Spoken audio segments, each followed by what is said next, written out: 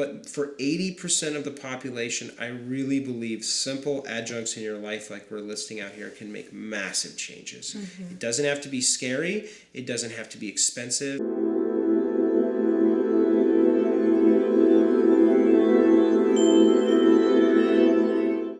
I'm joined today by Dr. Kuykendall, and we're going to be discussing depression. Not only getting down to some of the root causes of depression, but some real ways that we can work to improve the way that we feel right now. Dr. K, thank you so much for joining me. Nice to be here. So you have worked with a lot of different patients, and certainly depression is, would you say, a common ailment? Huge one, huge. A huge one? So what are some of the things that you've seen most successful in helping people to really tackle that depression? Sure.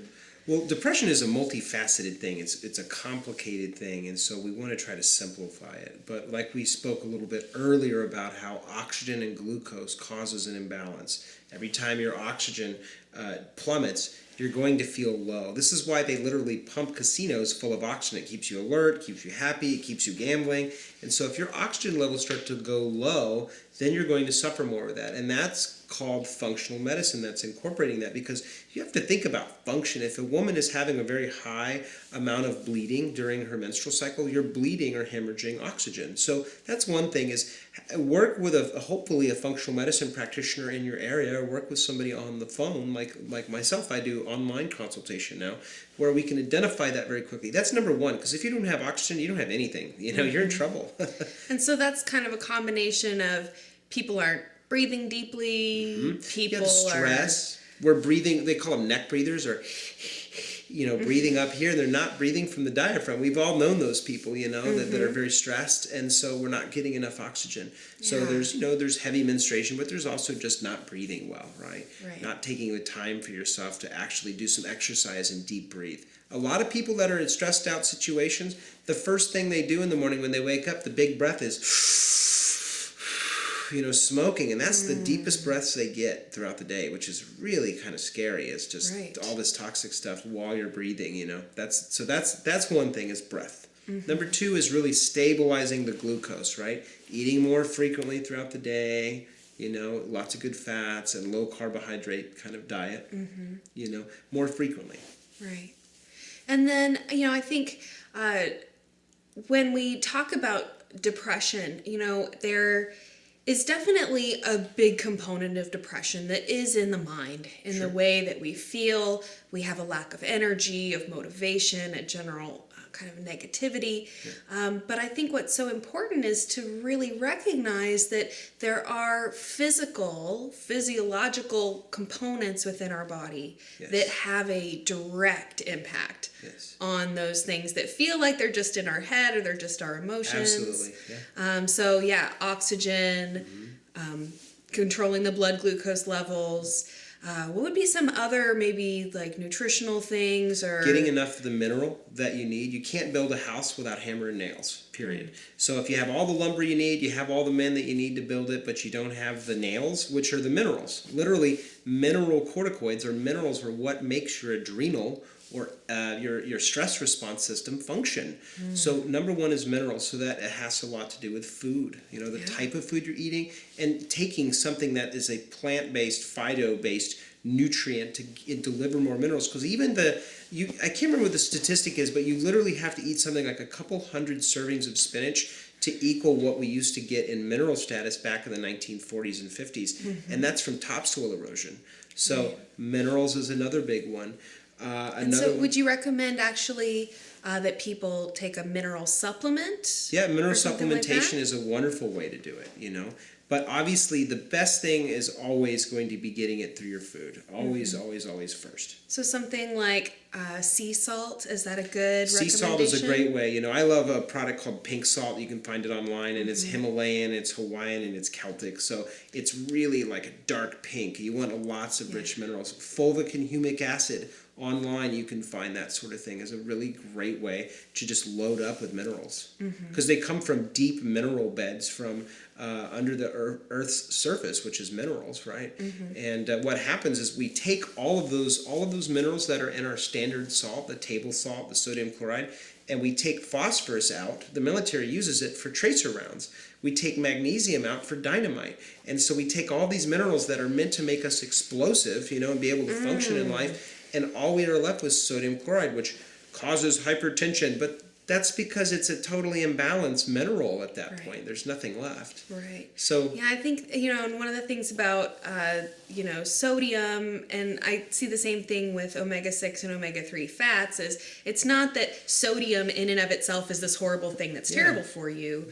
Part of the problem is just the imbalance. So you've got too much of one, not enough of another. Most people are getting so much sodium, but they're deficient in the magnesium and selenium and all the other little minerals. And then again with omega-3 fats, kind of the same thing. It's not that omega-6 is inherently terrible for you, but if you have a horrible imbalance or you have way too many omega-6, not enough omega-3s, now we start actually impeding the function of the body and having, real symptoms that result. Yes, yeah. So along the next steps are looking at the way that the gastrointestinal system is functioning. Your gut transit time, meaning from the time that you eat to the time that you use the restroom and do a number 2, is that it's about 12 hours. And if you're going longer than that, or if it's shorter than that, what happens if it's too long, you're either going to ferment or rancidify or putrefy based on whether it's a fat, a protein, or a carbohydrate. So if you're getting gas or bloating or indigestion or digestive issues, what's actually happening is you're causing yourself to move more in the direction of depression. Well, why is that, doctor? That doesn't make sense. Well, the reality is, thanks for asking, is it's the neurotransmitter production in your GI tract is totally affected and totally thrown off cycle if that gut transit time is wrong. And then you end up with infection, which if you have a low-grade infection all day long, what does that feel like? You're like, oh, I'm tired, I don't feel good, and now you're more towards the direction of lethargic. Yeah. So we just need to get that gut transit time, get your water up, get your minerals up, get your body detoxifying, and work with somebody that's good out there that can help you deal with any possible underlying low-grade infections. And voila. It's pretty amazing. And it doesn't have to be complicated. But I do want to say one caveat is I think that's something that's very much missing from the realms of functional medicine and nutrition and detox world is teaching people and allowing people to actually know that it's okay to feel this way. That you are the sky, you're not the clouds, And these things moving through your experience of your consciousness, I'm happy, I'm sad, I'm depressed, I'm anxious. These are all passing clouds. And we've never seen an imperfect cloud. A cloud is a cloud, even if it's crazy and big and angry, or if it's this tiny little, elephant-looking cloud in the sky. And so learning to allow yourself to feel depressed, and one, allow it to be okay that you're depressed, and two, depression is really a large conglomerate of symptoms. Like, I don't really believe that depression is caused by depression. I think a lot of it is I don't want to feel despair. I don't want to feel little. My mom left and died too early, so I feel angry, at my family or at God or the system. Or all of those things add up to depressed. And what our system has created is, well, here's a medication, which is really important for some people that need it at those key times. It's not your first caveat, and it certainly shouldn't be the last thing that you should be doing. Right. And, so many of those antidepressant type drugs, the biggest problem that I see is that it's kind of like you're going to start this drug and you're going to be on this for the rest of your life.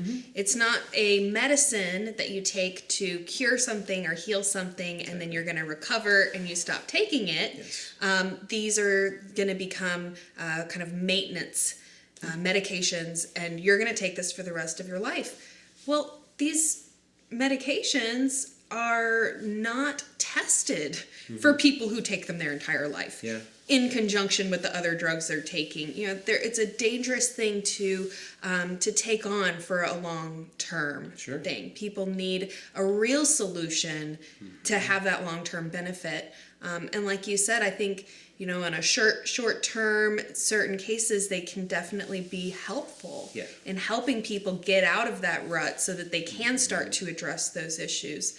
But in terms of a long-term solution, those antidepressants just really don't offer that.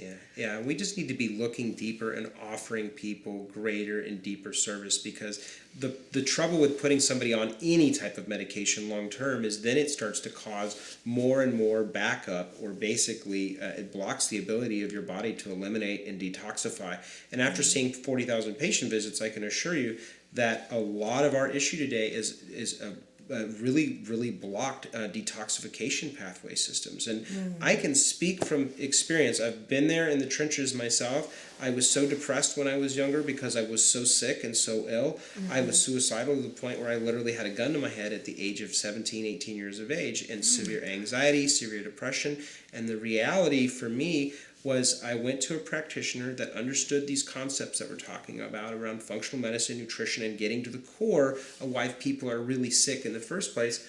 And my life just totally turned around in a matter of weeks. Now, some people are more complicated because they have really severe infections like underlying viruses, or they have other really serious things like metal toxicity and severe things going on. Those are more complicated cases. But for 80% of the population, I really believe simple adjuncts in your life, like we're listing out here, can make massive changes. It doesn't have to be scary. It doesn't have to be expensive. And it really should be fun and easy. We should make this process fun and easy for people. Yeah.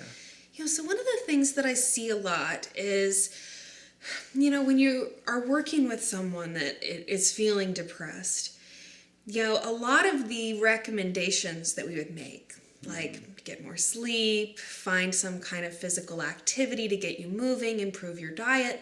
A lot of times for somebody who's really feeling depressed, where do they get the motivation to eat healthier? Where do they get the motivation to start doing yoga or something?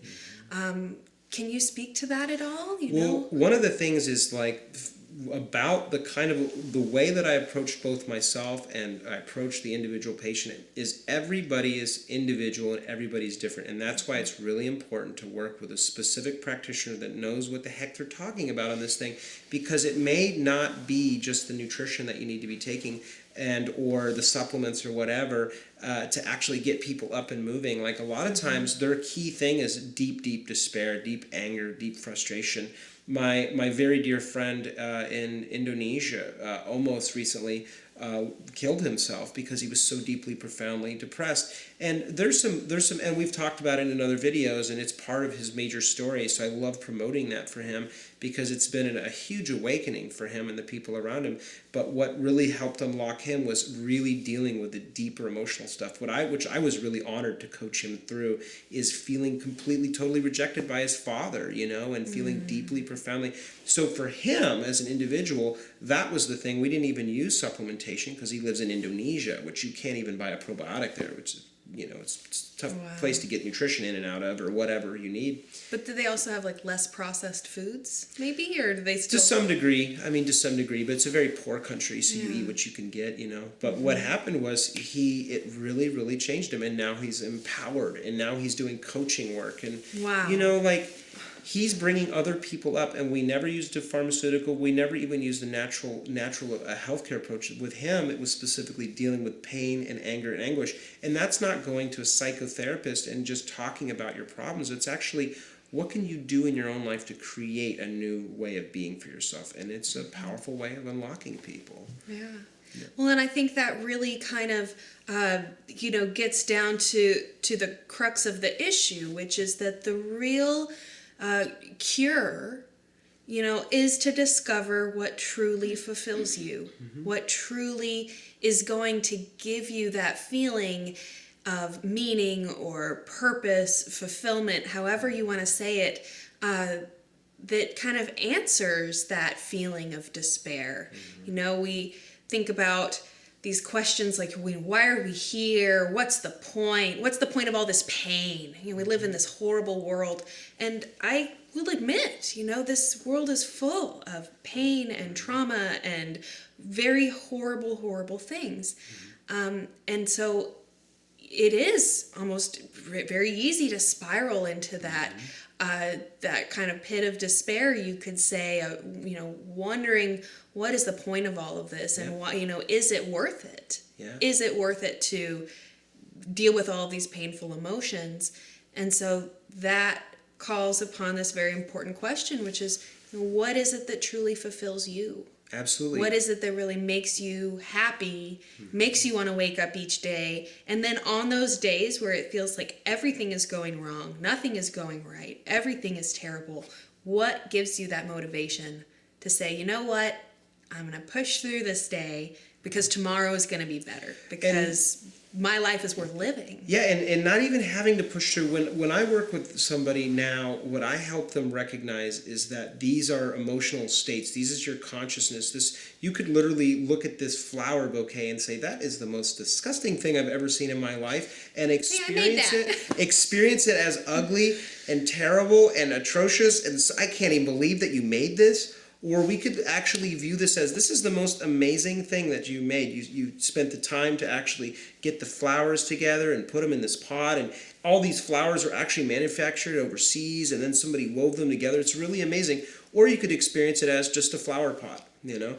And so all three of those are true. It just depends on your lens, and helping people widen back and look at their consciousness of how they're experiencing, and actually asking, what is the medicine, or what is it in myself that this anger and despair about my father who doesn't love me, and it's his fault, and that's why I'm depressed, is really looking at yourself in the mirror. Well, actually, what is this allowing you? What is it teaching you? Well, you know, it's teaching me to learn forgiveness. Yeah. So now we're shifting the conversation. So now we can actually take people out of this stuff very quickly, very easy. And then you're empowered. You get to pick up your sword and say, onward, because you're actually excited to help other people in this. And this is what I believe the human journey is supposed to be about. It's not supposed to be about lab tests and vitamins or drugs. It's deeper than that. It's the human journey.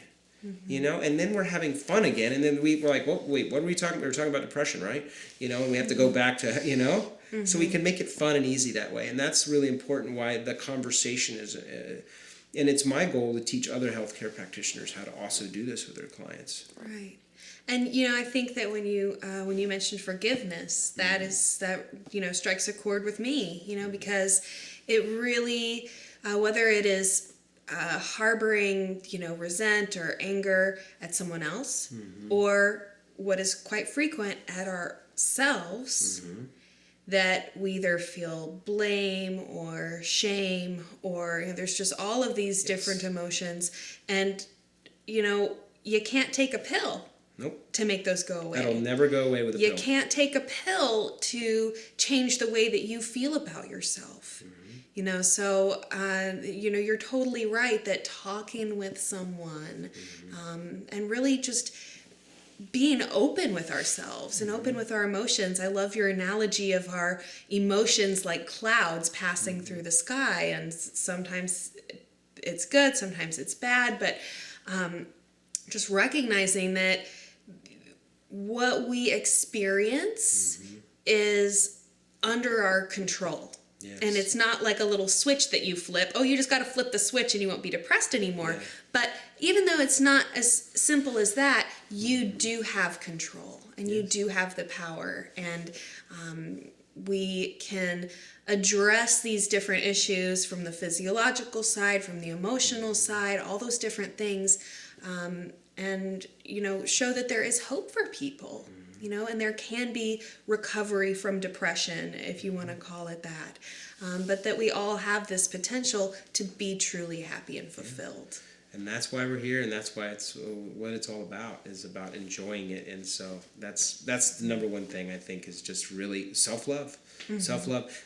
But people are like, how do I get there? And so that's where the conversation begins. And you can you could have this conversation with a friend or a buddy or your mother, but really having somebody that's trained to actually walk you through a process, not to treat or fix depression. That's never the concept. It's just to really find out what is the big core meaning and big missing piece for you in your own life. And then when it clicks, it's like you forget that you even dealt with that. It's pretty amazing. And then combine that with nutrition and functional medicine, you get some exciting stuff. I mean, I have people that are literally paralyzed. One lady, before I left the current practice I am, because I'm going to start traveling the world, blind, and she said, I want you to remember that these things are going on, and now you've actually worked with my autistic son. He's walking and talking again, and I've started women's groups, and I'm empowering women in my local community, and so that is the secret sauce. That's why I love doing what I do.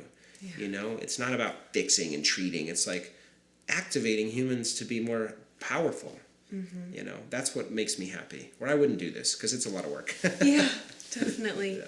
Well, Dr. K, thank you so much for sharing this information here with us today. Yeah, thank you. Enjoyed it.